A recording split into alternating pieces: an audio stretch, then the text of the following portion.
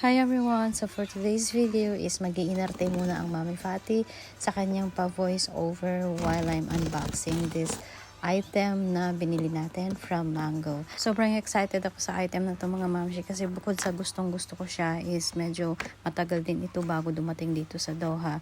But then to my surprise mga mamshi, yung excitement ko is nauwi sa disappointment, and here is the reason why mga mamshi.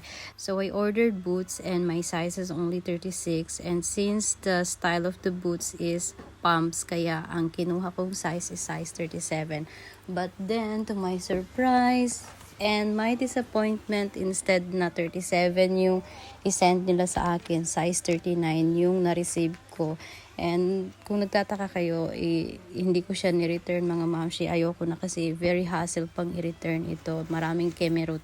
So, ayun na nga. And I so love this kind of boots kasi bukod sa yung style niya and yung heels niya mga mamshi is only 2.5 inches, or I think 2 inches lang siya, unlike sa other boots ko na 6 inches talaga, as in nangangalay, namamaga, charot.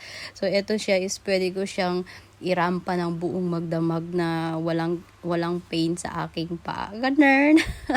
So ayun mga mamshi,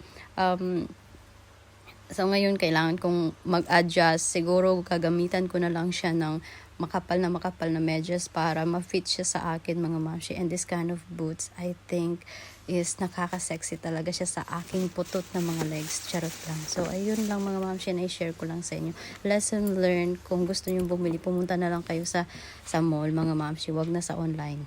Pero kung masipag naman kayo mag-return, then go for it. Sige na, order na online. Ayan, wag na kayo pumunta sa mall.